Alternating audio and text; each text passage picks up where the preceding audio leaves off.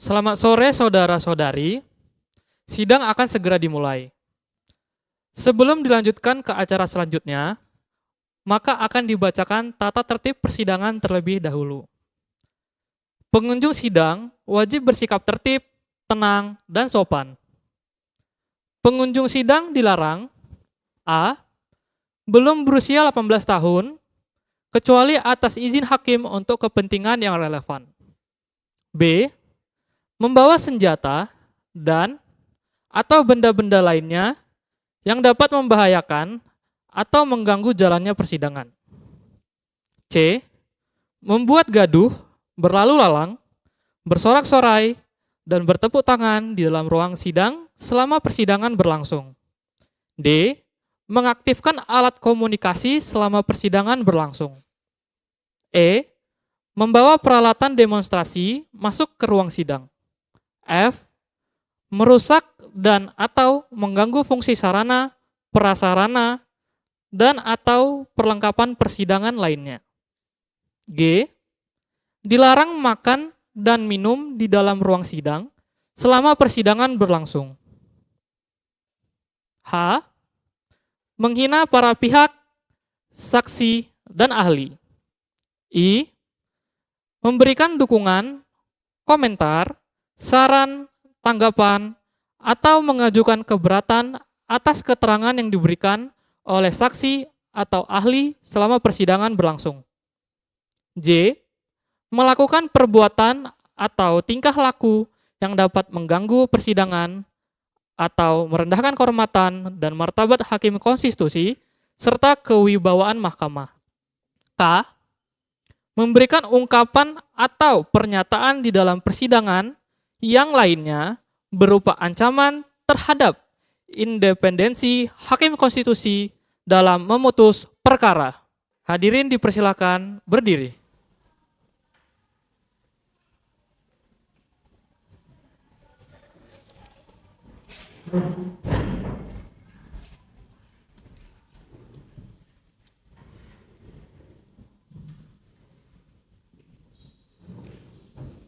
Hadirin dipersilakan duduk kembali.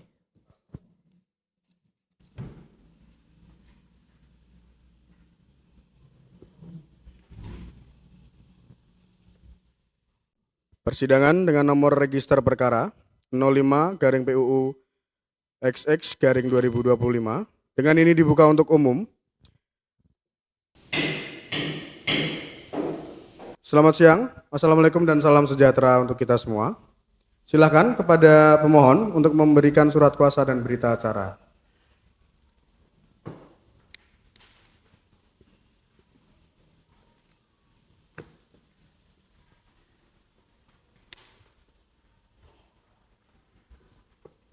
Baik, perkara akan segera kita buka. Silakan pemohon untuk memperkenalkan diri dan menyampaikan apa saja pokok-pokok permohonannya. Terima kasih Yang Mulia. Assalamualaikum, selamat siang dan salam sejahtera untuk kita semua. Izinkan kami untuk memperkenalkan diri. Nama saya Sefanya Jonathan Santoso, tempat tanggal lahir Penajam Pasir Utara, 30 Agustus 1945, pekerjaan petani, keluarga negara Indonesia. Alamat Jalan Pemaluan 4, nomor 40, Kecamatan Sepaku, Kabupaten Penajam Pasir Utara, Kalimantan Timur, dengan kode pos 76149 sebagai pemohon 1. Perkenalkan, nama saya Grace Tansia, tempat tanggal lahir Bandung 10 November 2002, agama Kristen Protestan, pekerjaan pemerhati lingkungan, kewarganegaraan Indonesia, alamat Jalan Kepodang nomor 15, Kebon Mangga, Kota Bandung, Jawa Barat, sebagai pemohon 2. Izinkan kami untuk menyampaikan pokok perkara secara bergantian. Oleh karena itu, pengujian material UU IKN terhadap UUD 1945 menjadi sangat mendesak untuk dilakukan guna menegakkan konstitusi, melindungi hak-hak rakyat, dan memastikan bahwa pembangunan nasional dilakukan sesuai dengan prinsip negara hukum demokratis yang diamanatkan oleh konstitusi. Mahkamah Konstitusi sebagai penjaga konstitusi memiliki kewajiban untuk mengoreksi kesalahan legislasi ini demi menjaga martabat konstitusi dan kedaulatan rakyat. Sedangkan untuk alasan permohonan per tiap-tiap norma yang diajukan uji materialnya lebih spesifik akan dijelaskan sebagai berikut. 1. Pasal 5 ayat 4 dan Pasal 9 ayat 1 UU IKN. Bahwa Pasal 5 ayat 4 yang berbunyi, Kepala Otorita IKN berkedudukan setingkat menteri ditunjuk, diangkat, dan diberhentikan oleh Presiden setelah berkonsultasi dengan DPR. Dan Pasal 9 ayat 1 yang berbunyi, Otorita Ibu Kota Nusantara dipimpin oleh Kepala Otorita Ibu Kota Nusantara dan dibantu oleh seorang wakil Kepala Otorita Ibu Kota Nusantara yang ditunjuk, diangkat, dan diberhentikan langsung oleh Presiden setelah berkonsultasi dengan DPR. Akan tetapi, menurut pemohon, hal tersebut telah mencoreng semangat demokrasi sesuai dengan amanat konstitusi yang dimana menurut UUD 1945, Pasal 1 ayat 2 yang berbunyi, kedaulatan berada di tangan rakyat dan dilaksanakan menurut Undang-Undang Dasar. Dan Pasal 18 ayat 4 yang berbunyi, Gubernur, Bupati, dan Wali Kota masing-masing sebagai kepala pemerintahan, daerah, provinsi, kabupaten, dan kota dipilih secara demokratis. Seorang kepala otorita yang diangkat langsung oleh Presiden memiliki tugas serupa dengan menteri. Namun, seharusnya kepala daerah di wilayah IKN berperan seperti gubernur yang dipilih oleh masyarakat setempat dan memimpin daerah tersebut sesuai tugasnya. Dalam kenyataannya, pemilihan dan tugas kepala daerah di IKN berbeda karena kepala daerah tersebut tidak dipilih oleh masyarakat, melainkan langsung oleh Presiden. Hal ini tidak sesuai dengan konstitusi dan dianggap pelanggar hak rakyat karena pemerintah membatasi hak yang seharusnya diwakili oleh warga negara Indonesia. Ketidaksesuaian mekanisme pengangkatan kepala otorita dengan prinsip demokrasi, maka hal tersebut membuat masyarakat tidak percaya terhadap penyelenggaraan pemerintahan di IKN. Selain itu, pembatasan hak rakyat dalam memilih pemimpin daerah dapat melemahkan legitimasi pemerintah dan menghambat partisipasi politik yang menjadi landasan penting dalam tata kelola pemerintahan yang demokratis dan transparan. 2. Pasal 42 ayat 1 Undang-Undang IKN.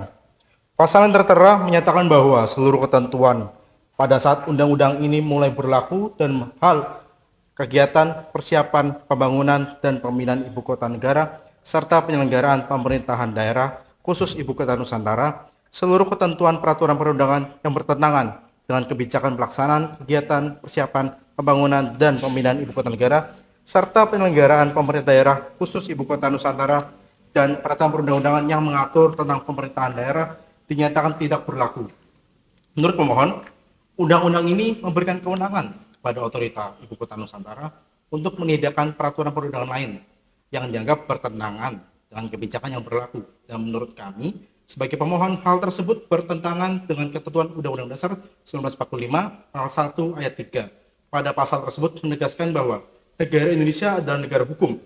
Hal tersebut memuat makna bahwa seluruh penyelenggaraan negara harus berlandaskan hukum dan mengedepankan prinsip-prinsip konstitusional yang menjamin supremasi hukum serta menolak penyelenggaraan kekuasaan yang bersifat sewenang-wenang. 3. Pasal 16A ayat 1, 2, 3 UU IKN. Bahwa dalam pasal di atas, dalam hal hak atas tanah yang diperjanjikan dalam bentuk hak guna usaha, diberikan jangka waktu paling lama 95 tahun melalui satu siklus pertama dan dapat diperpanjang untuk siklus kedua juga sampai 95 tahun. Lalu untuk hak guna bangunan dan hak pakai diberikan untuk jangka waktu paling lama 80 tahun melalui dua siklus, yaitu satu siklus sampai 80 dan dapat diperpanjang untuk siklus kedua sampai 80 tahun. Kebijakan di atas menjadi permasalahan baru karena memberikan waktu yang terlalu lama, yang dapat mengorbankan kepentingan masyarakat adat dan generasi mendatang, terutama di wilayah IKN yang merupakan tanah warisan leluhur. Jangka waktu yang seperti itu lebih mengutamakan keuntungan investor daripada perlindungan hak-hak masyarakat adat dan kesejahteraan generasi berikutnya. Jangka waktu 190 tahun untuk hak guna usaha akan menghancurkan seluruh struktur dan pilar dasar yang mendukung kehidupan masyarakat adat. Selain itu, pemberian jangka waktu yang sedemikian lama dan berlarut digunakan untuk area industri akan menimbulkan kerusakan lingkungan yang berkelanjutan. Pasal ini memberikan kewenangan yang sangat luas kepada pejabat negara dalam pengelolaan dan pengembangan daerah IKN tanpa pengaturan dan mekanisme pengawasan yang jelas dan memadai terhadap dampak lingkungan hidup. Pengaturan yang tidak proyektif ini dapat mengancam keseimbangan ekosistem dan kelestarian sumber daya alam yang seharusnya dipertahankan demi kesejahteraan jangka panjang bangsa. Kondisi ini bertentangan dengan prinsip dasar perlindungan lingkungan yang dijamin dalam pasal 28H ayat 1 dan pasal 33 ayat 4 UUD NRI 1945 yang menegaskan bahwa setiap orang berhak atas lingkungan hidup yang baik, sehat, dan berkelanjutan yang merupakan hak konstitusional. Berdasarkan seluruh dalil-dalil yang telah dijabarkan di atas, pemohon memohon kepada Yang Mulia Majelis Hakim Mahkamah Konstitusi yang memeriksa, menguji, dan mengadili permohonan ini untuk memberikan putusan sebagai berikut. 1. Mengabulkan permohonan pemohon untuk seluruhnya. 2. Menyatakan bahwa pasal 5 ayat 4 Undang-Undang Nomor 3 Tahun 2022 tentang Ibu Kota Negara yang menyatakan bahwa Kepala Otorita IKN berkedudukan setingkat menteri ditunjuk, diangkat, dan diberhentikan oleh Presiden setelah berkonsultasi dengan DPR, yang bertentangan dengan pasal 18 ayat 4 Undang-Undang Dasar Negara Republik Indonesia tahun 1945 yang berbunyi gubernur, bupati, dan wali kota masing-masing sebagai kepala pemerintahan daerah provinsi, kabupaten, dan kota dipilih secara demokratis. 3. Menyatakan bahwa pasal 9 ayat 1 Undang-Undang Nomor 3 Tahun 2003 tentang Ibu Kota Negara yang menyatakan bahwa Otorita Ibu Kota Nusantara dipimpin oleh Kepala Otorita Ibu Kota Nusantara yang dibantu oleh seorang wakil Kepala Otorita Ibu Kota Nusantara yang ditunjuk, diangkat, dan diberhentikan langsung oleh Presiden setelah berkonsultasi dengan DPR, yang bertentangan dengan pasal 1 ayat 2 Undang-Undang Dasar Negara Republik Indonesia tahun 1945 yang berbunyi kedaulatan berada di tangan rakyat dan dilaksanakan menurut Undang-Undang Dasar. 4. Menyatakan bahwa pasal 4 ayat 1 Undang-Undang Nomor 21 Tahun 2023 tentang Ibu Kota Negara yang menyatakan bahwa ketentuan peraturan perundang-undangan yang bertentangan dengan Undang-Undang IKN dinyatakan tidak berlaku, yang bertentangan dengan pasal 1 ayat 3 Undang-Undang Dasar Negara Republik Indonesia tahun 1945 yang berbunyi negara Indonesia adalah negara hukum. 5. Menyatakan bahwa pasal 16A ayat 1, 2, dan 3 Undang-Undang Nomor 21 Tahun 2023 tentang Ibu Kota Negara yang menyatakan bahwa ketentuan peraturan perundang-undangan yang bertentangan dengan Undang-Undang IKN dinyatakan tidak berlaku, yang bertentangan dengan pasal 28H ayat 1 dan pasal 33 ayat 4 Undang-Undang Dasar Negara Republik Indonesia tahun 1945, dan keenam, memerintahkan pemuatan putusan dalam berita negara Republik Indonesia atau dalam hal Mahkamah Konstitusi berpendapat lain. Mohon putusan yang seadil-adilnya atau ex aequo et bono. Demikian permohonan ini disampaikan. Sekian, terima kasih. Assalamualaikum. Baik. Terima kasih pemohon, silahkan duduk. Baik, saya kira cukup dari pemohon. Selanjutnya diperkenankan pihak DPR untuk dapat memperkenalkan diri dan memberikan keterangan, tapi yang pokok-pokoknya saja. Silahkan. Terima kasih Yang Mulia atas kesempatannya.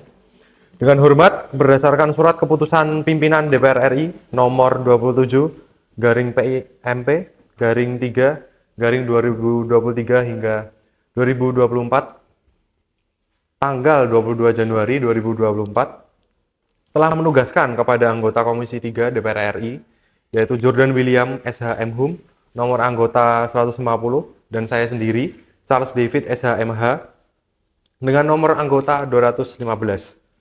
Dalam hal ini, baik secara bersama-sama maupun sendiri-sendiri bertindak untuk dan atas nama Dewan Perwakilan Rakyat Republik Indonesia untuk selanjutnya disebut DPR RI. Sehubungan dengan surat nomor 005/PUU/2005 tanggal 7 September 2025 dari Mahkamah Konstitusi Republik Indonesia perihal salinan perbaikan permohonan pengujian material Undang-Undang Republik Indonesia Nomor 3 Tahun 2022 sebagaimana telah diubah dengan Undang-Undang Nomor 21 Tahun 2023 tentang Ibu Kota Negara terhadap Undang-Undang Dasar Negara Republik Indonesia tahun 1945. Selanjutnya disebut Undang-Undang Dasar tahun 1945 yang diajukan oleh satu nama Yevanya Jonathan Santoso, tempat tanggal lahir Penajam Pasir Utara 30 Agustus 1945, kewarganegaraan Indonesia.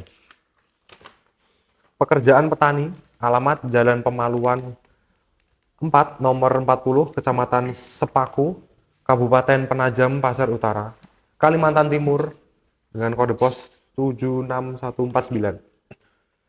Untuk selanjutnya disebut pemohon 1. Yang kedua ada nama Grace Tansia, tempat tanggal lahir Bandung 10 November 2002, kewarganegaraan Indonesia, agama Kristen Protestan, pekerjaan pemerhati lingkungan, alamat Jalan Kepodang, nomor 15, Kebon Mangga, Kota Bandung, Jawa Barat. Untuk selanjutnya disebut pemohon 2.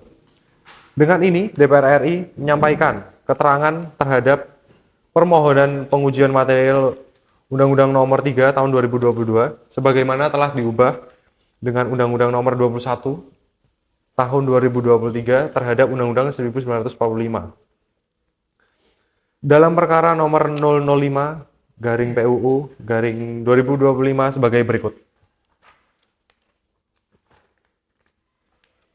Terhadap dalil para pemohon sebagaimana diuraikan dalam pemohon Aquo, DPR RI dalam penyampaian pandangannya terlebih dahulu menguraikan mengenai kedudukan hukum legal standing dapat dijelaskan sebagai berikut. Terhadap dalil-dalil yang dikemukakan para pemohon Aquo, DPR RI memberikan penjelasan sebagai berikut. Yang pertama dari pemohon 1, masyarakat hukum adat suku Balik. Poin pertama, pemohon tidak menyertakan bukti konkret bahwa masyarakat hukum adat suku Balik masih hidup atau masih ada, memiliki peranata pemerintahan adat dan harta kekayaan adat yang diakui. Bukti-bukti tersebut tidak dilampirkan dalam permohonan. Poin kedua, kerugian yang didalilkan seperti potensi penggusuran dan hilangnya hak atas tanah adalah isu agraria yang sudah ada sebelum UU IKN disahkan. Konsepsi hukum mengenai hak menguasai negara atas sumber daya alam telah diatur dalam berbagai peraturan perundang-undangan, termasuk Undang-Undang Pokok Agraria, dan tidak diciptakan oleh UU IKN. Poin ketiga, kerugian yang diklaim pemohon tidak memiliki hubungan langsung dengan norma yang diuji. Masalah yang dialami oleh pemohon 1 adalah sengketa administrasi dan implementasi yang tidak dapat diselesaikan dengan membatalkan norma undang-undang. Lalu pemohon 2 dari pemerhati lingkungan. Poin pertama, sebagai perorangan warga negara yang berdomisili di luar kawasan IKN, kerugian yang diklaim oleh pemohon 2, misalnya potensi kerusakan lingkungan, bersifat umum, hipotesis, dan tidak personal. Doktrin Mahkamah Konstitusi menuntut kerugian yang diderita harus bersifat spesifik dan aktual, atau setidaknya potensial yang wajar dapat dipastikan terjadi. Permohonan yang didasarkan pada kerugian yang bersifat kekhawatiran atau asumsi umum tidak memenuhi persyaratan ini. Tanpa hubungan sebab dan akibat yang jelas, legal standing pemohon tidak terpenuhi. Poin yang kedua, pemohon 2 mengklaim pasal 66 Undang-Undang Nomor 32 Tahun 2009 tentang perlindungan dan pengelolaan lingkungan hidup sebagai landasan hukum untuk perjuangannya. Namun pasal tersebut memberikan perlindungan bagi aktivis lingkungan dan tidak secara otomatis memberikan kedudukan hukum untuk menguji konstitusionalitas undang-undang tanpa memenuhi kelima doktrin kerugian konstitusional Mahkamah Konstitusi. Ia masih harus membuktikan bahwa norma-norma dalam UU IKN secara spesifik dan langsung mengerugikan hak konstitusionalnya sebagai individu. Yang kedua, pengujian material atas pasal 5 ayat 4 huruf A, aspek filosofis, sosiologis, dan yuridis. Ibu Kota Nusantara atau yang disebut dengan IKN merupakan proyek pembangunan infrastruktur ambisius di Indonesia yang bertujuan untuk menjadi ibu kota yang baru dan modern terletak di Kalimantan Timur. Hal ini bertujuan untuk menyelesaikan masalah kepadatan penduduk, kemacetan, dan masalah lingkungan yang ada di Jakarta selaku ibu kota negara sebelumnya. IKN diharapkan menjadi model kota masa depan yang berkelanjutan dengan penekanan pada pelestarian, penerapan teknologi yang canggih, dan pembangunan infrastruktur yang modern. Selain itu, IKN dirancang untuk mendukung pertumbuhan ekonomi yang cepat, meningkatkan kualitas hidup warga negaranya, serta berfungsi sebagai pusat administrasi dan bisnis yang efektif bagi Indonesia. Undang-Undang IKN dibangun atas pijakan dari nilai-nilai Pancasila sebagai ideologi dan falsafah negara. Nilai yang terkandung dalam undang-undang ini adalah keadilan sosial bagi seluruh rakyat Indonesia, kemanfaatan dan keseimbangan antara kepentingan nasional dengan kepentingan masyarakat yang menjadi landasan utama.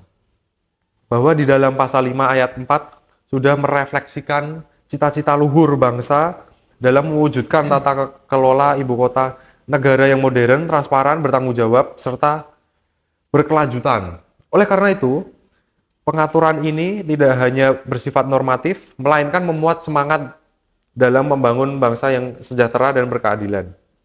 Tak hanya itu, ketentuan ini dirancang pada kondisi sosial dan budaya masyarakat yang terdampak langsung dalam pembuatan ibu kota Nusantara. Dengan memberikan ruang partisipasi dan memastikan pemerataan kesejahteraan masyarakat. Pasal ini dapat menjadi instrumen yang mendorong keterlibatan publik dan menghindari adanya ketimpangan sosial, sehingga kebijakan yang dijalankan tidak akan menimbulkan konflik sosial. Selanjutnya, melihat bahwa pembentukan pasal dalam Undang-Undang AKO sudah sejalan dengan amanat Undang-Undang Dasar tahun 1945 dan telah memenuhi syarat dan ketentuan sebagaimana diatur di dalam Undang-Undang Nomor 12 tahun 2011 tentang pembentukan peraturan perundang-undangan. Selanjutnya disebut dengan Undang-Undang Nomor 12 tahun 2011. Bahwa pemberlakuan Undang-Undang AKO adalah salah satu undang-undang yang memiliki peran penting untuk masa depan bangsa Indonesia, mengingat demi mewujudkan ibu kota Nusantara yang aman, modern, berkelanjutan, dan berketahanan, serta menjadi acuan bagi pembangunan dan penataan wilayah lainnya di Indonesia. Baik, terima kasih Saudara David. Izin melanjutkan yang mulia. Pada poin ketiga pasal 9 ayat 1. Pada pasal ini mengatur tentang kewenangan otorita Ibu Kota Nusantara dalam rangka pelaksanaan tugas pengawasan dan pengelolaan terhadap kegiatan yang berada pada wilayah Ibu Kota Nusantara. Pada pasal ini tentunya dibuat dengan kerangka legal yang mengokohkan peran otorita sebagai entitas penyelenggara tata kelola khusus ibu kota negara baru yang di dalamnya mencerminkan upaya untuk menciptakan tata kelola yang lebih berintegritas dan lebih efisien.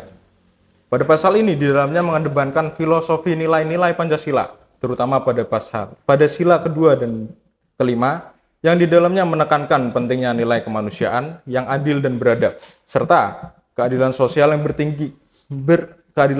tinggi bagi seluruh rakyat Indonesia.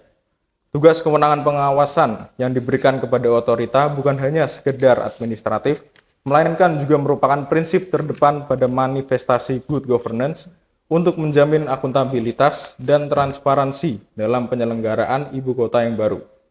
Tak hanya melihat itu juga, aturan ini dirancang dengan melihat pertimbangan kompleksitas tata kelola dari masyarakat sekitar yang multikultural serta dinamis. Otorita yang memiliki kewenangan khusus diharapkan mampu melakukan pengelolaan terhadap perubahan sosial dan kebutuhan masyarakat sehingga nantinya pembangunan dan pelayanan publik tercapai secara adil dan merata sehingga nantinya tidak menimbulkan ketimpangan atau konflik sosial di dalamnya. Ketentuan ini selaras dengan pasal 1 ayat 3 UUD 1945 yang menyatakan bahwa Indonesia adalah negara hukum yang menuntut adanya kepastian hukum dan kejelasan regulasi. Pasal ini juga menghormati ketentuan pasal 18 UUD 1945 mengenai otonomi daerah dan pengaturan daerah khusus, serta pasal 33 yang menegaskan pengelolaan sumber daya untuk kemakmuran rakyat. Oleh sebab itu, pasal 9 ayat 1 dipandang telah memenuhi persyaratan legalitas dan kesesuaian konstitusional dalam proses pembentukannya. Dewan Perwakilan Rakyat menyampaikan bahwa pengujian material atas pasal ini harus mempertimbangkan peran strategis otorita dalam mewujudkan tata kelola ibu kota negara yang efektif dan berkelanjutan. DPR meyakini bahwa amanat pasal 9 ayat 1 sangat penting dalam rangka memperkuat kapasitas penyelenggaraan tata kelola pemerintahan di ibu kota negara yang baru demi kepentingan masyarakat dan negara. Selanjutnya pada poin 4, pasal 16 ayat 1, 2, dan 3. Pada pasal ini menjelaskan mengenai bahwa tata cara dalam pengadaan tanah yang diperoleh oleh Otorita Ibu Kota Nusantara dengan tujuan untuk kepentingan umum telah mengikuti prosedur yang sebagaimana mestinya dalam peraturan perundang-undangan yang berkaitan. Pasal ini dibuat untuk mengokohkan dan membuktikan bahwa tata cara dalam pengadaan dan perolehan tanah oleh Otorita Ibu Kota Nusantara tidak dilakukan secara ilegal dengan melakukan penebangan hutan secara semena-mena. Pasal ini merupakan rujukan dari nilai-nilai filosofis Pancasila, terutama sila kelima yang berbunyi keadilan sosial bagi seluruh rakyat Indonesia. Di sini negara memiliki peran untuk menciptakan kesetaraan dan keadilan bagi seluruh rakyatnya dengan mengedepankan kepentingan publik sehingga segala keperluan rakyat dari berbagai golongan bisa lebih cepat terpenuhi dengan pendirian sektor-sektor dan bangunan melalui perolehan tanah dari wilayah Ibu Kota Nusantara. Pasal ini juga termasuk sebagai perwujudan good governance yang menjaminkan bahwa segala wilayah pertanahan Ibu Kota Nusantara merupakan dari hasil yang transparan dan mengikuti peraturan perundang-undangan. Terbentuknya pasal ini diharapkan untuk mengecilkan timbulnya konflik-konflik sosial dan ekonomi yang bersangkutan dengan pertanahan. Ketentuan ini selaras dengan pasal 33 ayat 3 UUD 1945 yang menyatakan bahwa berhak untuk mengatur bumi, air, dan kekayaan alam. Oleh sebab itu pasal 16 ayat 1, 2, dan 3 dipandang telah merupakan persyaratan legalitas dan kesesuaian konstitusional dalam proses pembentukannya. DPR yakin bahwa amanat pasal 16 ayat 1, 2, dan 3 dalam hal ini sangat penting dalam rangka perolehan dan pengusahaan tanah untuk kepentingan masyarakat dan bernegara. Selanjutnya pada poin kelima, pasal 42 ayat 1. Pada perubahan pasal tersebut menyatakan bahwa seluruh ketentuan dan peraturan perundang-undangan yang bertentangan dengan kebijakan tentang IKN dinyatakan tidak berlaku.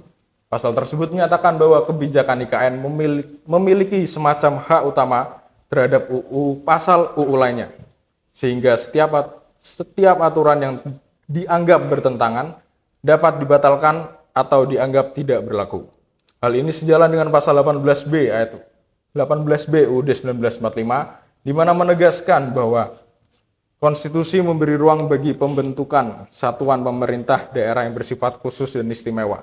Pasal 18B UUD 1945 memandatkan pengakuan dan penghormatan terhadap satuan pemerintahan daerah yang bersifat khusus yang diatur dengan undang-undang.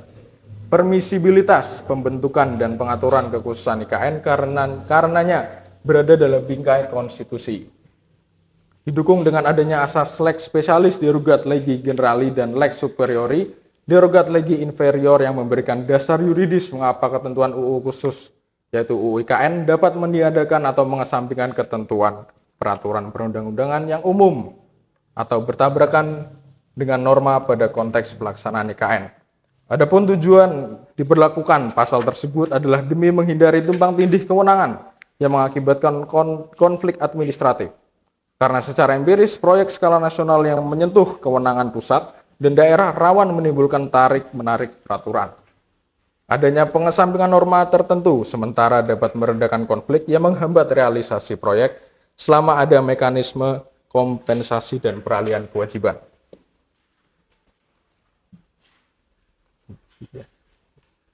Terus selanjutnya terhadap dalil-dalil yang dikemukakan para pemohon tersebut. DPR RI berpandangan dengan memberikan keterangan atau penjelasan sebagai berikut. Poin pertama, bahwa konstitusi telah secara tegas menyebutkan bahwa masyarakat hukum adat suku Balik masih hidup atau masih ada, actual existence, memiliki pranata pemerintahan adat dan harta kekayaan yang adat diakui. Hal tersebut dinyatakan dalam pasal 18B ayat 2, negara mengakui dan menghormati kesatuan-kesatuan masyarakat hukum adat serta hak-hak tradisionalnya sepanjang masih hidup dan sesuai dengan perkembangan angka dan prinsip negara kesatuan Republik Indonesia yang diatur dalam undang-undang. Angka 2, bahwa proses pembentukan Undang-Undang Nomor 3 Tahun 2022 telah memenuhi tata cara pembentukan peraturan perundang-undangan yang baik sesuai dengan UU Nomor 12 Tahun 2011 diubah dengan Undang-Undang Nomor 15 Tahun 2019. Pembentukan Undang-Undang Nomor 3 Tahun 2022 telah melakukan diskusi, yaitu forum group discussion, sebanyak 3 kali dan telah melibatkan partisipasi publik bersama dengan masyarakat hukum adat. Lalu angka 3, bahwa pimpinan otorita dalam Ibu Kota Nusantara adalah pimpinan daerah yang bersifat khusus dan konstitusi secara tegas dan mengakui, menghormati daerah-daerah yang bersifat khusus dan atau istimewa. Hal tersebut dinyatakan pada pasal 18B ayat 1 yang berbunyi, negara mengakui dan menghormati satuan-satuan pemerintahan daerah yang bersifat khusus atau bersifat istimewa yang diatur dengan undang-undang. Angka keempat, permasalahan agraria telah ada sebelum UU IKN dan itu adalah hak dari negara. Negara memiliki hak untuk menguasai setiap apa yang ada di dalamnya dan digunakan untuk kepentingan negara. Hak guna usaha tersebut digunakan untuk jangka panjang, penggerak ekonomi dan pembangunan demi kemakmuran rakyat. Hal tersebut sesuai dengan Undang-Undang Dasar Pasal 33 Ayat 3 UUD 1945, bumi dan air dan kekayaan alam yang terkandung di dalamnya dikuasai dan dipergunakan untuk sebesar-besarnya demi kemakmuran rakyat. Angka kelima, permasalahan dari Undang-Undang Perlindungan dan Pengelolaan Lingkungan Hidup tidak bisa dikaitkan dengan Undang-Undang Ibu Kota Nusantara, yaitu IKN, dikarenakan adanya asas lex specialis derogat legi generalis yang berarti bahwa hukum khusus mengesampingkan hukum yang lebih umum. Untuk hal itu, UU IKN dibuat untuk membangun perekonomian negara, berbeda dengan UU PPLH yang berdasar pada lingkungan, yang dimana masalah lingkungan pada wilayah tersebut sudah ada jauh sebelum UU IKN terbentuk. Terima kasih. Bagi Yang Mulia, selanjutnya izin menyampaikan petitum bahwa selain pandangan secara konstitusional, teoritis, dan yuridis, sebagaimana telah diuraikan di atas, dipandang perlu untuk melihat latar belakang perumusan dan pembahasan pasal-pasal AKUO sebagai berikut. Angka 1, bahwa pada pasal 18B ayat 2 menyebutkan bahwa negara mengakui dan menghormati kesatuan-kesatuan masyarakat hukum adat serta hak-hak tradisionalnya sepanjang masih hidup dan sesuai dengan perkembangan masyarakat dan prinsip negara kesatuan Republik Indonesia yang diatur dalam undang-undang.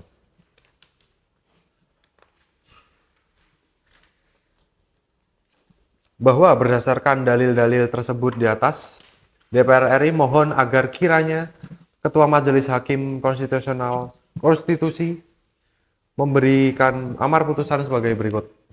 Angka 1, nyatakan bahwa para pemohon tidak memiliki kedudukan hukum legal standing sehingga permohonan AKUO harus dinyatakan tidak dapat diterima. Angka 2, menolak permohonan AKUO untuk seluruhnya atau setidak-tidaknya menyatakan permohonan AKUO tidak dapat diterima. Angka 3, menerima keterangan DPR RI secara keseluruhan.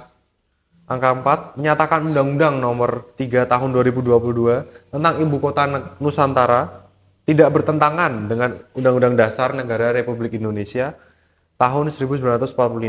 Dan angka 5, menyatakan Undang-Undang Nomor 3 Tahun 2022 tentang Ibu Kota Negara tetap memiliki kekuatan hukum mengikat. Apabila Yang Mulia Majelis Hakim Mahkamah Konstitusi berpendapat lain, mohon putusan yang seadil-adilnya, ex aequo bono. Demikian keterangan tertulis dari DPR RI. Kami sampaikan sebagai bahan pertimbangan bagi Hakim Mahkamah Konstitusi untuk mengambil keputusan. Hormat kami, tim kuasa hukum, Dewan Perwakilan Rakyat Republik Indonesia. Terima kasih Yang Mulia. Baik, terima kasih kepada DPR. Silakan duduk. Panjang sekali ya. Kita langsung aja dengarkan dari pemerintah. Karena ini Presiden tidak datang, diwakilkan oleh Menko dan Menteri. Silakan untuk memperkenalkan diri dulu, lalu memberikan keterangan. Selama 10 menit saja ya, jangan lama-lama. Terima kasih, silakan. Selamat sore, Assalamualaikum dan salam sejahtera untuk kita semua. Sebagai perwakilan Presiden yang hadir saat ini, saya, Dr. Maura Angelina, STMT, selaku Menteri Pekerjaan Umum dan Perumahan Rakyat, dan Profesor Dr. Dionysius Tirta SHMIP, selaku Menko Perekonomian. Izinkan kami menyampaikan keterangan secara bergantian. Izin yang mulia menyampaikan surat dari Bapak Presiden kepada yang terhormat Ketua Mahkamah Konstitusi Republik Indonesia di Jakarta dengan hormat.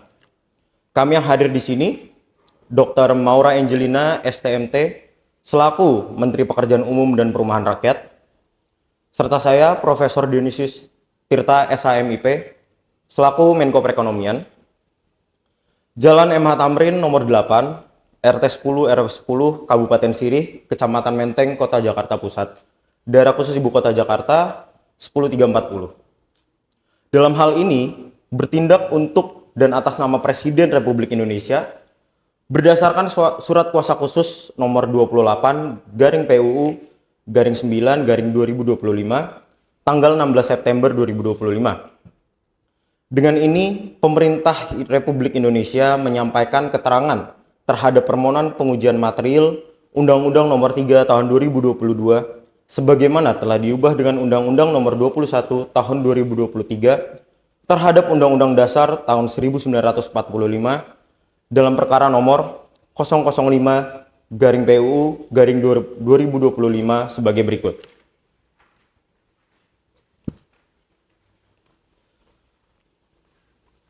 Tanggapan pemerintah atas pokok permohonan. Huruf A, Pasal 5 Ayat 4 Undang-Undang IKN. Penetapan Kepala Otorita IKN sebagai pejabat setingkat menteri yang ditunjuk, diangkat dan diberhentikan oleh Presiden setelah berkonsultasi dengan DPR merupakan bentuk kekhususan IKN sebagaimana diatur dalam Pasal 18B Ayat 1 Undang-Undang Dasar tahun 1945.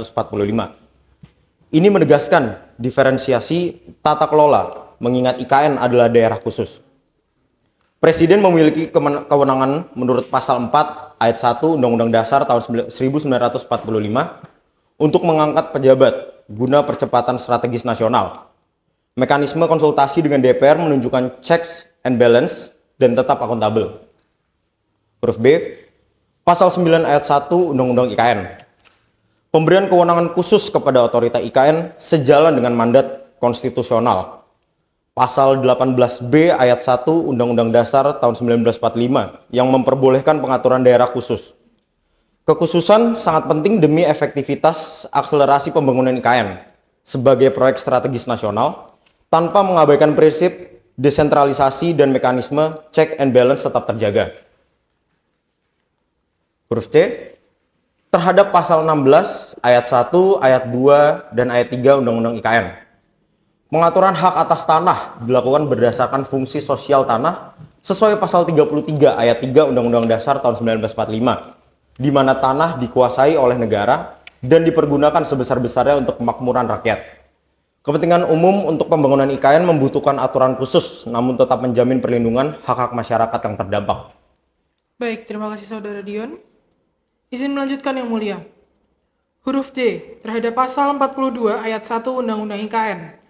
Ketentuan bahwa peraturan perundang-undangan yang bertentangan dengan Undang-Undang IKN dinyatakan tidak berlaku, merupakan implementasi asas lex posteriori derogat legi priori, guna mencegah konflik norma dan memastikan harmonisasi hukum. Hal ini memberi kepastian hukum dalam pelaksanaan dan pembangunan IKN. Selanjutnya, latar belakang pembentukan Undang-Undang IKN. Pembentukan Undang-Undang Ibu Kota Negara merupakan sebuah proses yang didasari oleh pertimbangan filosofis, sosiologis, dan yuridis yang matang dari pemerintah. Secara filosofis, pemerintah memandang pemindahan Ibu Kota Negara merupakan wujud nyata dari cita-cita luhur bangsa Indonesia yang tertuang dalam Pancasila dan pembukaan Undang-Undang Dasar tahun 1945.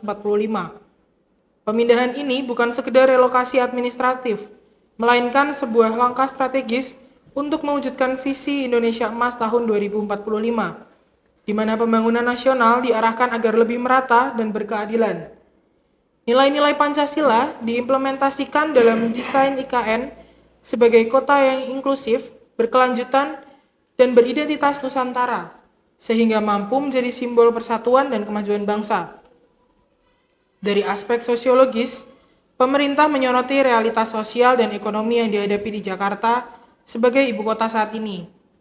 Kepadatan penduduk yang sangat tinggi, kemacetan lalu lintas, polusi udara, serta ketimpangan sosial dan ekonomi menjadi tantangan yang semakin kompleks.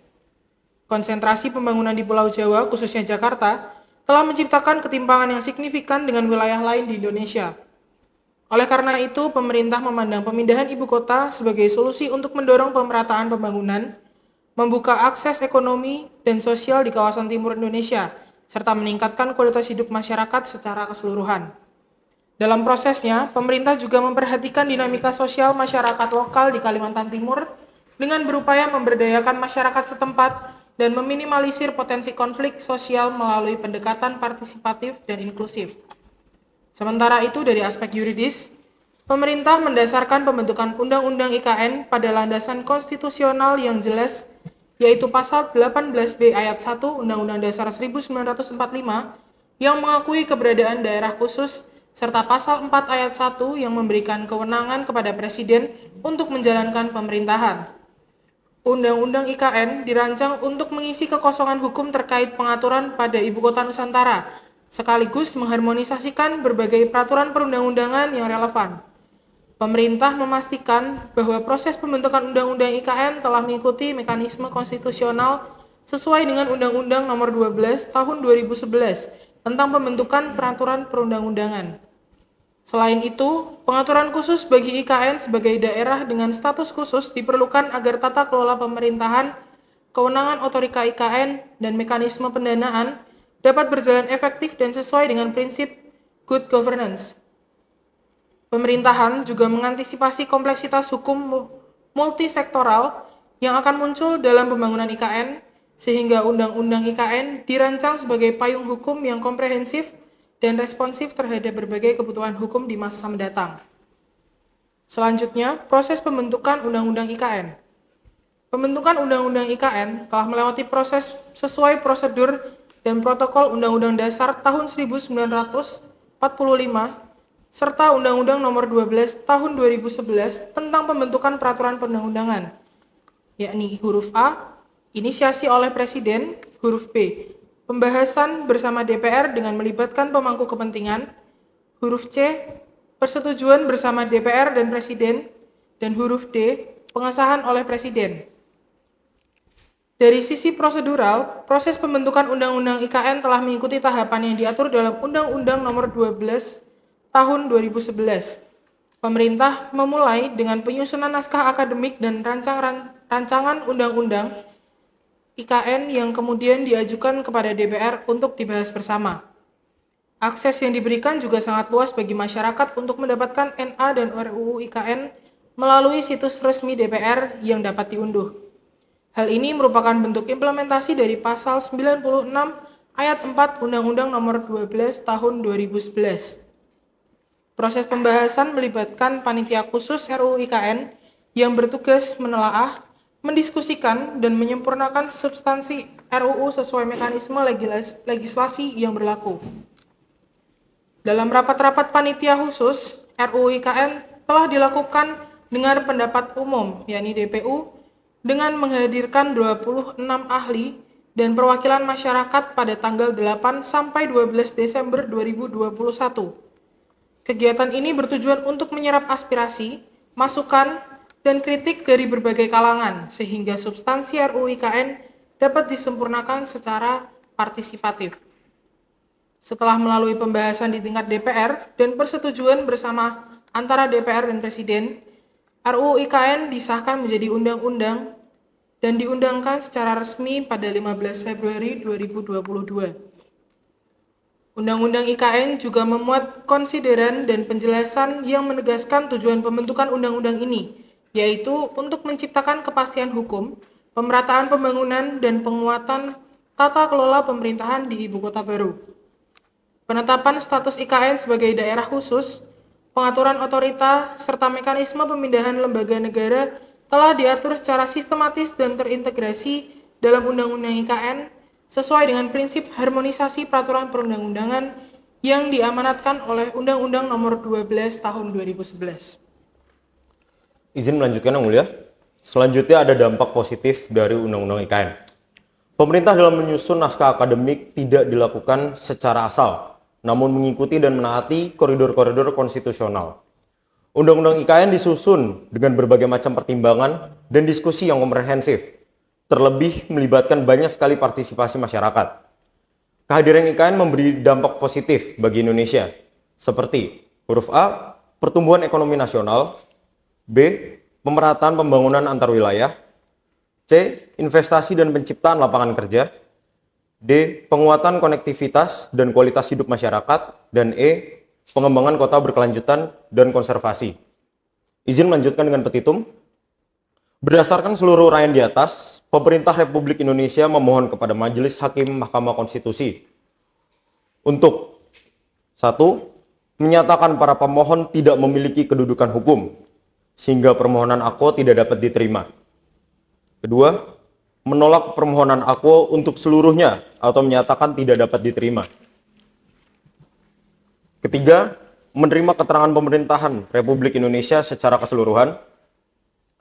4. Menyatakan pasal 5 ayat 4, pasal 9 ayat 1, pasal 16 ayat 1, ayat 2, ayat 3, dan pasal 42 ayat 1 Undang-Undang Nomor 3 Tahun 2022 sebagaimana telah diubah dengan Undang-Undang Nomor 21 Tahun 2023 tidak bertentangan dengan Undang-Undang Dasar tahun 1945. Dan 5. Menyatakan seluruh pasal di atas tetap memiliki kekuatan hukum mengikat. Apabila Majelis Hakim Mahkamah Konstitusi berpendapat lain, mohon putusan yang seadil-adilnya. Demikian keterangan pemerintah Republik Indonesia disampaikan untuk menjadi bahan pertimbangan bagi Majelis Hakim Mahkamah Konstitusi. Hormat kami, pemerintah Republik Indonesia. Terima kasih yang mulia atas waktu yang diberikan. Baik, terima kasih banyak. Silakan duduk Pak Menko dan Bu Menteri.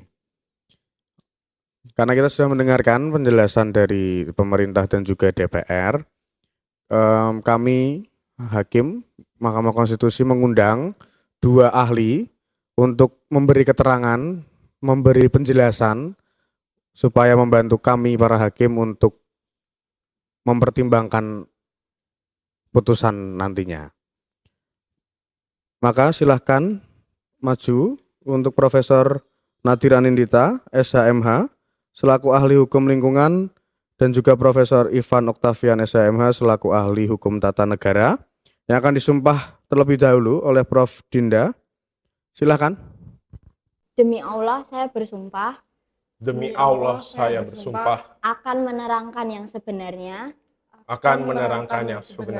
dan tiada lain dari yang sebenarnya. Baik, terima kasih. Selanjutnya saya serahkan kepada Yang Mulia. Baik, silakan duduk para ahli. Baik, Prof. Nadir, selamat sore. Sore. Oke, perkenalkan dulu Prof. Nadir. Siapa Anda, kerja di mana, dan sebagainya. Baik, selamat sore Yang Mulia. Perkenalkan, nama saya Nadir Anindita. Saya sebagai akademisi dan praktisi hukum yang saat ini saya mengajar sebagai dosen di Universitas Katolik Parahyangan Bandung di bidang hukum lingkungan, perlindungan hukum adat, dan keadilan ekologis. Oke, berarti dari dosen hukum lingkungan gitu ya. Oke, mungkin langsung saja. Hakim yang lain apakah ada pertanyaan? Saya ingin bertanya kepada saksi ahli. Menurut Anda, apakah pembangunan IKN sejalan dengan prinsip pembangunan keberlanjutan? Tidak, karena justru UU ini lebih fokus pada investasi dan pembangunan fisik daripada pembangunan keberlanjutan. Hal ini disebabkan oleh minimnya partisipasi masyarakat yang dimana hal ini dapat menurunkan kualitas perencanaan ekologis IKN yang beresiko mengabaikan pengetahuan tradisional dan kearifan lokal yang dimana penting untuk menjaga ekosistem IKN. Proses pembentukan UU IKN yang hanya berlangsung selama 42 hari menghilangkan ruang partisipasi publik, terutama dari masyarakat hukum adat suku Balik. Hal ini melanggar prinsip keadilan prosedural karena keputusan yang berdampak lingkungan seharusnya melibatkan mereka yang berdampak juga. Sesuai pasal 70 ayat 1 Undang-Undang Nomor 32 Tahun 2009 tentang perlindungan dan pengelolaan lingkungan hidup.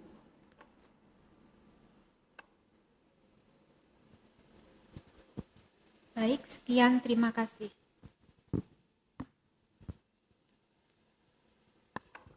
Oke, selanjutnya.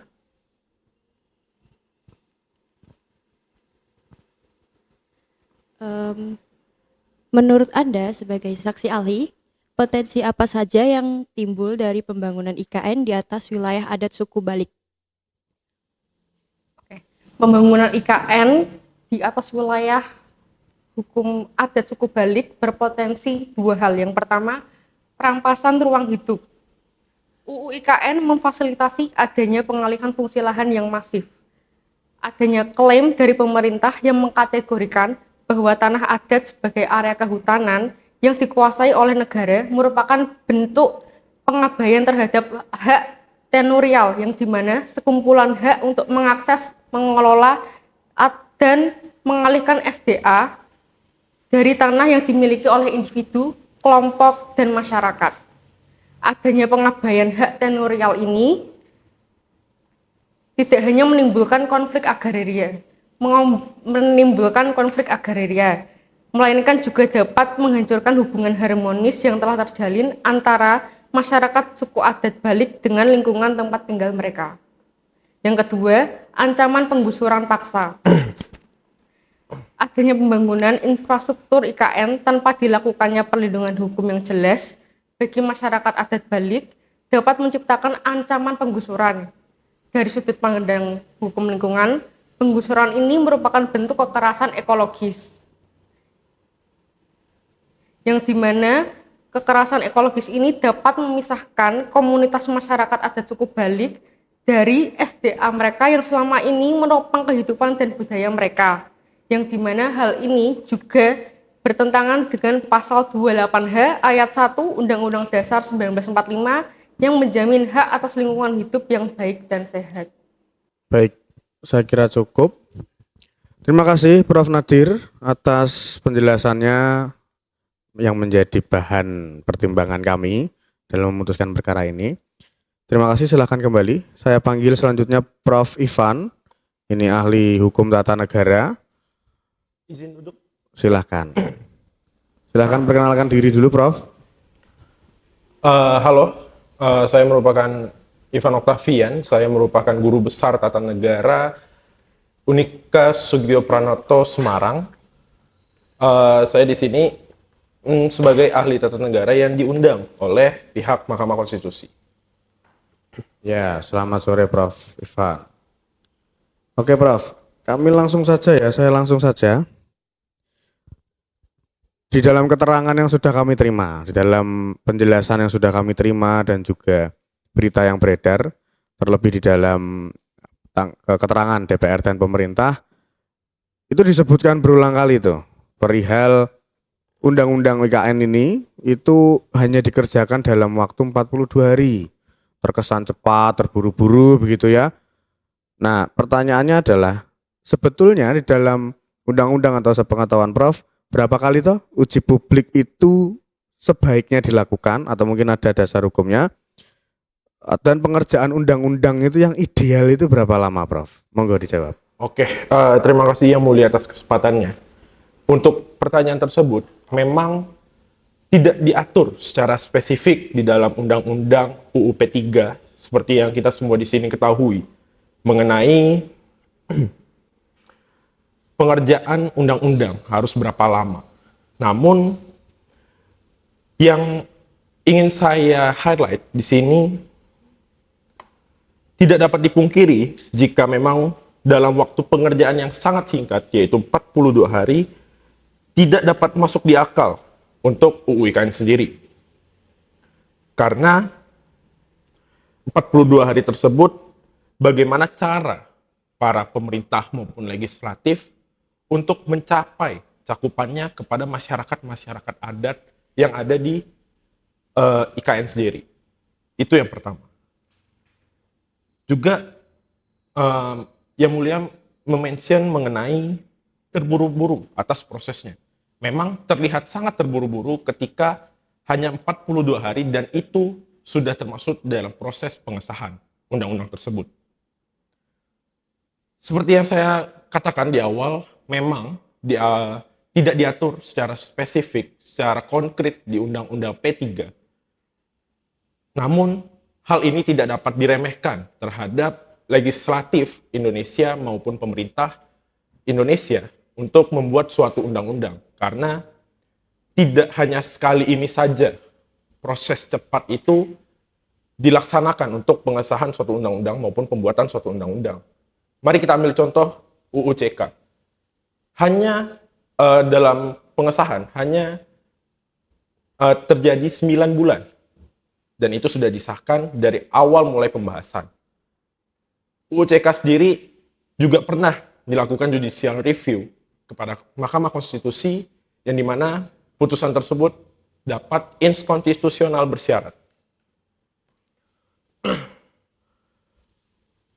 Hal ini menjadi contoh bahwa jangan sampai dari pihak legislatif maupun pemerintah mencoreng hak demokratis dari masyarakat-masyarakat Indonesia untuk pembuatan undang-undang. Karena para masyarakat ini memilih legislatif yang bisa kita sebut di sini adalah DPR RI untuk membuat landasan dan peraturan yang menjadi tonggak hidup dari masyarakat itu sendiri.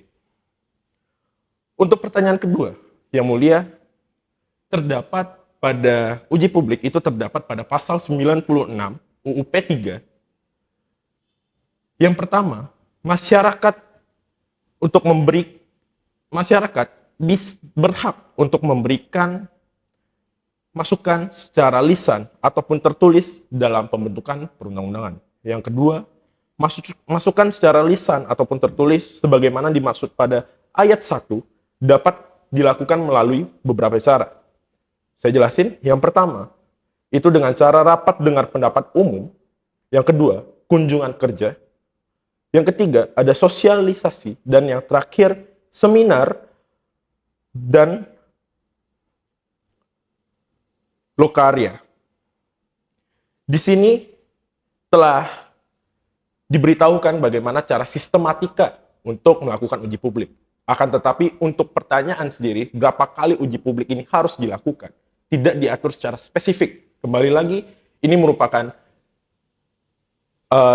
di undang-undangnya saja tidak mengatur bagaimana pihak legislatif maupun pemerintah dapat menjalankan sesuai dengan yang kita harapkan di sini sebagai masyarakat umum Indonesia. Step selanjutnya adalah di ayat 3 menjelaskan bahwa masyarakat sebagaimana yang dimaksud pada ayat 1 adalah orang perseorangan atau kelompok yang mempunyai kepentingan atas substansi rancangan. Dengan konteks UIKN ini, apakah uji publik telah dilakukan kepada masyarakat-masyarakat adat yang ada di Kalimantan? Itu yang menjadi pertanyaan besar kita. Jadi mana hal tersebut sangat penting, bahkan diatur secara jelas pada Undang-Undang P3. Dan yang terakhir, sistematika untuk uji publik terdapat pada ayat 4, yaitu untuk memudahkan masyarakat dalam memberikan masukan secara lisan ataupun tertulis, sebagaimana yang dimaksud pada ayat 1 atau pada ayat 1, setiap perancangan perundang-undangan dapat diakses dengan mudah oleh masyarakat. Akses yang didapatkan oleh masyarakat adat yang ada di Kalimantan, apakah dengan mudah mereka mendapatkan atau bahkan tidak sama sekali.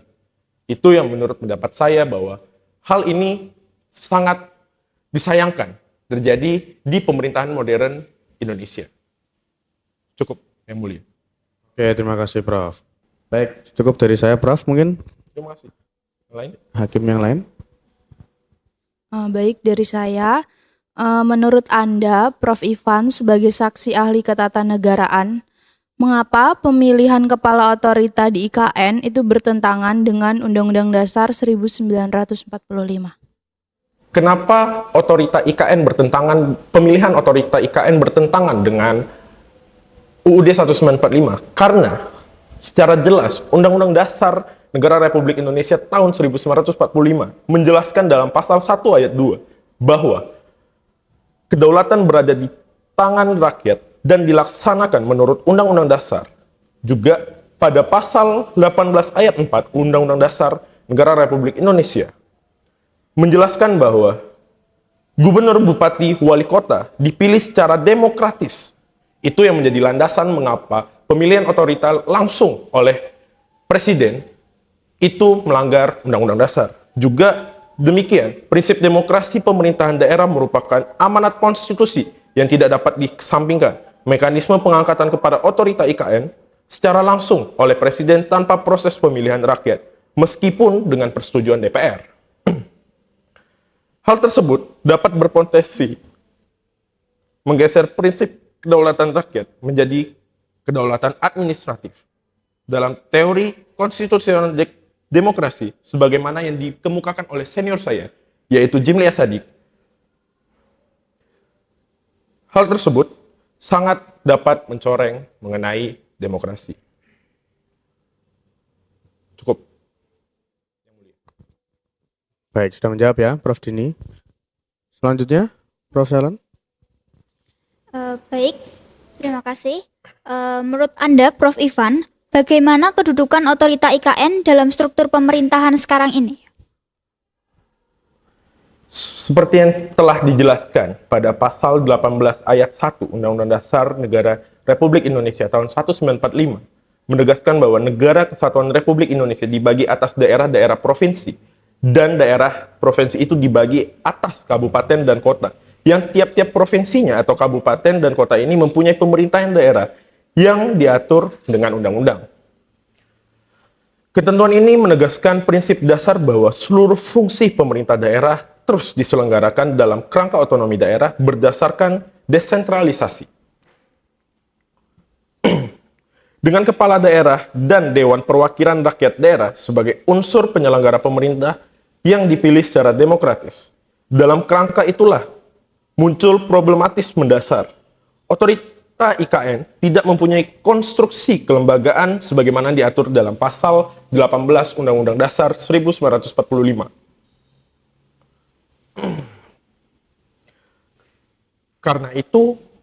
Karena hal tersebut tidak memiliki kepala daerah dan DPRD yang dipilih melalui mekanisme pemilihan umum, kepala otorita dan wakil kepala otorita diangkat dan diberhentikan langsung oleh presiden, bukan melalui mekanisme elektoral yang melibatkan rakyat. Saya juga merujuk pada pandangan senior saya, yaitu M. Matula Huda dalam karyanya Hukum Pemerintahan Daerah, yang menegaskan bahwa setiap bentuk penyelenggaraan pemerintah di bawah otorita pusat harus menjamin prinsip akuntabilitas dan partisipasi rakyat. Bila dua prinsip ini diabaikan, maka pemerintah tersebut akan bergeser menjadi apa yang disebut pemerintahan administratif, yakni pemerintahan yang hanya berorientasi pada pelaksanaan teknokratis kebijakan tanpa legitimasi politik dari rakyat. Dalam konteks otorita IKN, hal ini nyata terlihat bahwa tidak adanya mekanisme representatif seperti DPRD, tidak adanya mekanisme pemilihan kepala daerah, dan tidak adanya forum pertanggungjawaban politik secara langsung kepada publik menyebabkan struktur ini kehilangan ciri utama pemerintahan daerah sebagaimana yang dimaksud dalam Undang-Undang Dasar Negara Republik Indonesia tahun 1945. Sudah, oke. Terima kasih banyak Prof. Ivan. Sangat membantu sekali penjelasan dari Prof. Ivan untuk pertimbangan kami. Ya, kita melihat dari sudut pandang seorang ahli tata negara, karena undang-undang ini bermasalah tentunya itu perlu dilihat dari sudut pandang seorang kenegaraan begitu. Baik Prof. Ivan, kami persilahkan untuk kembali ke tempat. Terima kasih banyak. Terima kasih Yang Mulia. Baik para hadirin, pemohon, DPR, pemerintah, dan para pengunjung, selanjutnya kami akan melakukan rapat pertimbangan hakim dan sidang pembacaan putusan akan disampaikan esok hari. Maka sidang hari ini kami tutup. Terima kasih. Selamat sore. Hari ini kita akan membacakan putusan tentang perkara nomor 005/PU/XXIII/2025. Sebelumnya, kami Hakim Konstitusi akan membacakan pertimbangan hukum. Akan dibacakan pertama oleh Prof. Selen. Pertimbangan hukum. Menimbang bahwa Mahkamah Konstitusi berdasarkan pasal 24C ayat 1 Undang-Undang Dasar Negara Republik Indonesia tahun 1945 memiliki kewenangan untuk mengadili pada tingkat pertama dan terakhir, yang putusannya bersifat final untuk menguji undang-undang terhadap undang-undang dasar. Oleh karena objek permohonan ini adalah pengujian material pasal-pasal dalam undang-undang IKN terhadap Undang-Undang Dasar Negara Republik Indonesia tahun 1945, Mahkamah berwenang mengadili perkara akuo.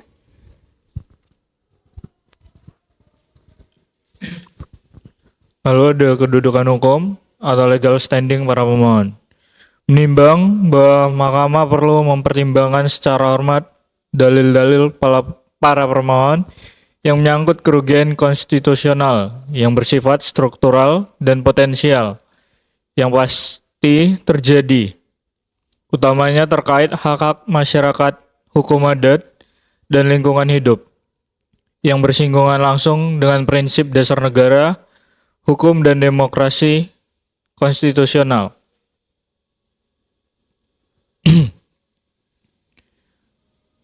Lalu, terhadap kedudukan hukum pemohon 1. Masyarakat hukum adat suku Balik. Menimbang bahwa mahkamah menilai keberatan DPR dan pemerintah terkait kegagalan pemohon 1 membuktikan aktual eksisten masyarakat hukum adat atau MH adalah terlalu formalistik dan mengabaikan hak konstitusional MH dalam perkara yang menyangkut kebijakan strategis nasional yang secara langsung mencaplok wilayah adat. Mahkamah harus menerapkan penafsiran yang melindungi akses MH terhadap keadilan konstitusional. Kerugian pemohon 1 bersifat potensial yang pasti terjadi karena adanya rantai kausalitas yang kuat antara norma pasal 16A dan kerugian hak adat. Jangka waktu hak atas tanah hingga 190 tahun secara hukum mengunci wilayah yang diklaim MH untuk kepentingan investor, sehingga secara de facto menghalangi pengakuan hak ulayat di masa depan. Hal ini bernimbang bahwa mahkamah perlu mempertimbangkan secara hormat dalil-dalil para pemohon yang menyangkut kerugian konstitusional yang bersifat struktural dan potensial yang pasti terjadi, utamanya terkait dengan hak-hak masyarakat hukum adat dan lingkungan hidup yang bersinanggungan langsung dengan prinsip dasar negara hukum dan demokrasi konstitusional. Menimbang bahwa mahkamah menilai keberatan DPR dan pemerintah terkait kegagalan pemohon 1 membuktikan aktual eksisten masyarakat hukum adat adalah terlalu formalistik dan mengabaikan hak konstitusional masyarakat hukum adat. Dalam perkara yang menyangkut kebijakan strategis nasional yang secara langsung mencaplok wilayah adat, mahkamah harus menerapkan penafsiran yang melindungi akses masyarakat hukum adat terhadap keadilan konstitusional.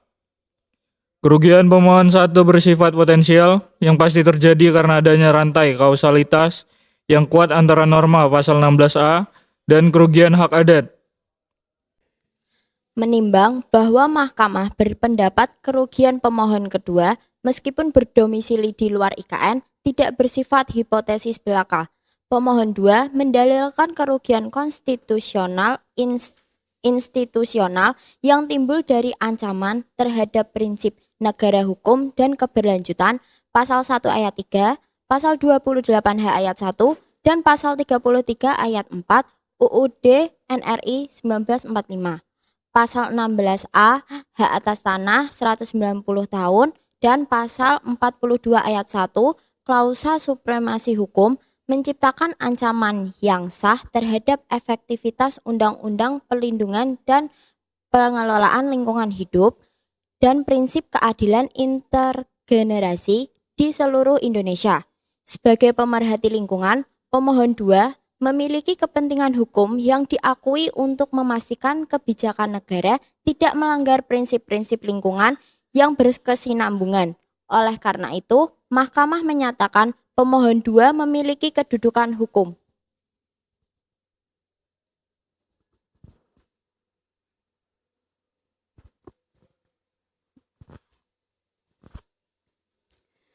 Menimbang bahwa pasal 5 ayat 4 dan pasal 9 ayat 1 mengatur penunjukan kepala dan wakil kepala otorita Ibu Kota Nusantara oleh Presiden tanpa pemilihan demokratis.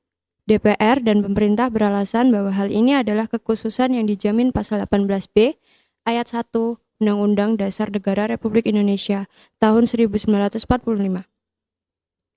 Menimbang bahwa Mahkamah berpendapat interpretasi terhadap pasal 18B ayat 1 tidak boleh meniadakan prinsip fundamental demokrasi konstitusional dalam pasal 1 ayat 2 dan pasal 18 ayat 4 Undang-Undang Dasar Negara Republik Indonesia tahun 1945. Kekhususan yang dimaksud konstitusi hanya berkaitan dengan bentuk dan susunan, bukan substansi kedaulatan rakyat. Model pemerintahan otorita Ibu Kota Nusantara saat ini yang hanya mengandalkan konsultasi dengan DPR di Jakarta, secara inheren menciptakan otonomi daerah minus demokrasi di tingkat regional. Kewenangan yang sangat besar, termasuk mengatur pertahanan, perizinan, dan keuangan, di tangan pejabat yang ditunjuk oleh Kepala Otorita Ibu Kota Nusantara tanpa adanya lembaga perwakilan rakyat daerah khusus Ibu Kota Nusantara sebagai pengawas langsung, melanggar prinsip checks and balance, dan meniadakan hak partisipasi politik warga Ibu Kota Nusantara. Hal ini menciptakan resiko kekuasaan eksekutif yang otokratis di kawasan yang merupakan simbol pusat negara, bertentangan dengan pasal 1 ayat 3 Undang-Undang Dasar Negara Republik Indonesia tahun 1945 tentang negara hukum.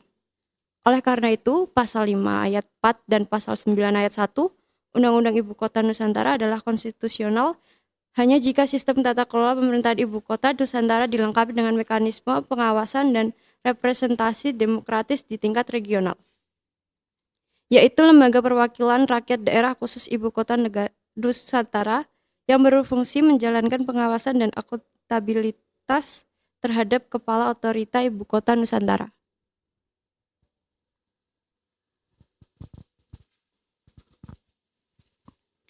Menimbang bahwa pasal 16A mengatur hak guna usaha total hingga 190 tahun dan hak guna bangunan atau hak pakai hingga total 160 tahun.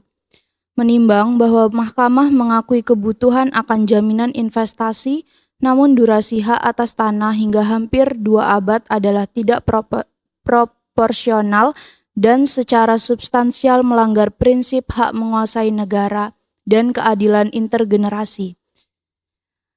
Jangka waktu 190 tahun secara de facto mengunci sumber daya alam dan melumpuhkan kewenangan negara untuk melakukan evaluasi ulang atau reforma agraria dalam kurun waktu yang sangat lama.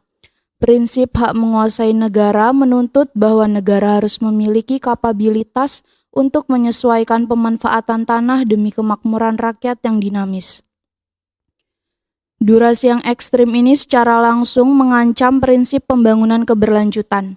Selain itu, jaminan 190 tahun kepada investor secara fundamental bertentangan dengan kewajiban negara untuk mengakui hak masyarakat hukum adat suku Balik yang wilayahnya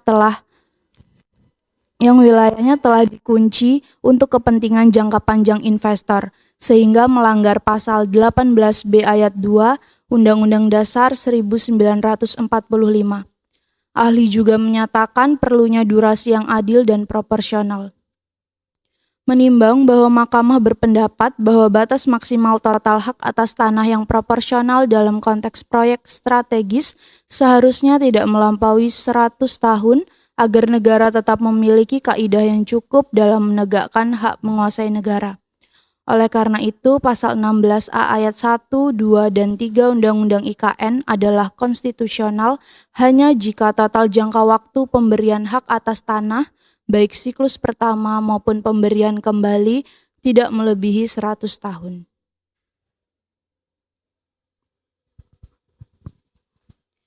Menimbang bahwa pasal 42 ayat 1 memberikan kewenangan kepada Undang-Undang IKN untuk meniadakan peraturan perundang-undangan lain yang dianggap bertentangan. Pemerintah dan DPR membela klausa ini sebagai asas lex specialis dan lex posteriori.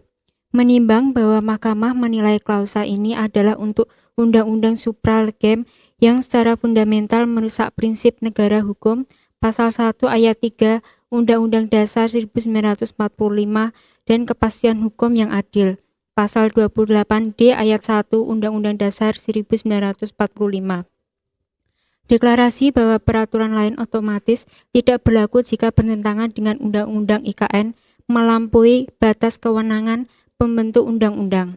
Penentuan konflik norma dan pembatalan peraturan adalah fungsi yudikatif atau melampaui proses legislasi yang spesifik. Klausa ini memberikan diskresi pada otorita IKN untuk menafsirkan peraturan mana yang bertentangan, yang dapat mengarah pada penyalahgunaan wewenang. Klausa ini memberikan diskresi kepada otorita IKN untuk menafsirkan peraturan mana yang bertentangan, yang dapat mengarah pada penyalahgunaan wewenang dan mengabaikan undang-undang sektoral vital seperti Undang-Undang Pelindungan dan Pengelolaan Lingkungan Hidup dan atau Undang-Undang Anti Korupsi. Menimbang bahwa untuk menjaga tertib perundang-undangan dan supremasi hukum, klausa yang memberikan kekebalan dan superioritas hukum kepada satu undang-undang tertentu harus dibatalkan.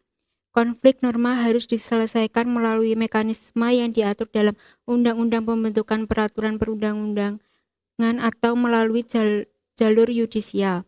Oleh karena itu, pasal 42 ayat 1 Undang-Undang IKN secara absolut bertentangan dengan Undang-Undang Dasar 1945 dan harus dinyatakan tidak mempunyai kekuatan hukum mengikat.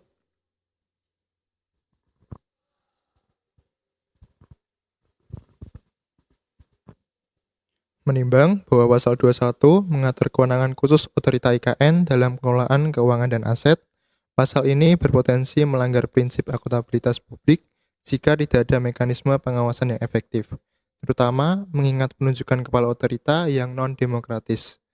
Menimbang bahwa dalam negara hukum, pengelolaan keuangan negara harus tunduk pada standar transparansi tinggi, ketiadaan DPRD IKN sebagai pengawas regional menempatkan resiko tinggi terhadap akuntabilitas. Pasal 21. Fleksibilitas anggaran yang diberikan UU IKN harus tetap diimbangi dengan kewajiban otorita IKN untuk tunduk pada seluruh peraturan perundang-undangan terkait akuntabilitas publik, termasuk keuangan negara, UU anti korupsi, dan UU pengadaan publik. Oleh karena itu, pasal 21 UU IKN adalah konstitusional, hanya jika dimaknai wajib tunduk pada pengawasan DPRD IKN dan standar transparansi publik yang ketat. Menimbang bahwa putusan ini menetapkan sejumlah norma sebagai inkonstitusional bersyarat yang memerlukan tindakan legislatif oleh DPR dan Presiden, khususnya pembentukan Dewan Perwakilan Rakyat Daerah Khusus Ibu Kota Nusantara dan penyesuaian durasi hak atas tanah. Mahkamah memandang perlu memberikan masa tenggang yang cukup, yaitu paling lama 3 tahun sejak putusan ini diucapkan, bagi pembentuk undang-undang untuk melakukan penyesuaian. Jika dalam kurun waktu tersebut penyesuaian tidak dilakukan, maka norma-norma yang dinyatakan inkonstitusional bersyarat tersebut akan kehilangan kekuatan hukum mengikat secara mutlak.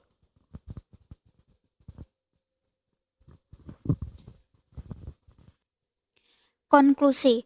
Berdasarkan penilaian atas fakta dan hukum sebagaimana diuraikan di atas, Mahkamah berkesimpulan, yang pertama, Mahkamah berwenang mengadili permohonan akuo. 2. Pemohon pertama, yaitu masyarakat hukum adat suku Balik, dan pemohon kedua, yaitu pemerhati lingkungan, memiliki kedudukan hukum untuk mengajukan permohonan akuo. Ketiga, pokok permohonan para pemohon beralasan menurut hukum untuk sebagian. 4. Pasal 5 ayat 4, Pasal 9 ayat 1, Pasal 16A ayat 1, 2, dan 3, dan Pasal 21 Undang-Undang IKN bertentangan secara bersyarat dengan Undang-Undang Dasar Negara Republik Indonesia 1945. Sementara Pasal 42 ayat 1 Undang-Undang IKN bertentangan secara absolut dengan Undang-Undang Dasar Negara Republik Indonesia 1945. Berdasarkan Undang-Undang Dasar Negara Republik Indonesia tahun 1945, Undang-Undang Nomor 24 Tahun 2003 tentang Mahkamah Konstitusi sebagaimana telah diubah terakhir dengan Undang-Undang Nomor 7 Tahun 2020 tentang perubahan ketiga atas Undang-Undang Nomor 24 Tahun 2003 tentang Mahkamah Konstitusi dan Undang-Undang Nomor 48 Tahun 2009 tentang Kekuasaan Kehakiman.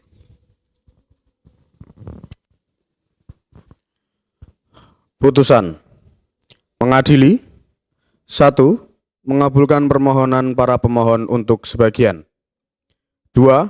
Menyatakan pasal 5 ayat 4 Undang-Undang Nomor 3 Tahun 2022 tentang Ibu Kota Negara sebagaimana telah diubah dengan Undang-Undang Nomor 21 Tahun 2023 tentang perubahan atas Undang-Undang Nomor 3 Tahun 2022 tentang Ibu Kota Negara bertentangan dengan Undang-Undang Dasar Negara Republik Indonesia tahun 1945 dan tidak mempunyai kekuatan hukum mengikat secara bersyarat sepanjang tidak dimaknai wajib adanya Dewan Perwakilan Rakyat Daerah Khusus Ibu Kota Nusantara sebagai lembaga pengawas dan representasi demokratis di IKN.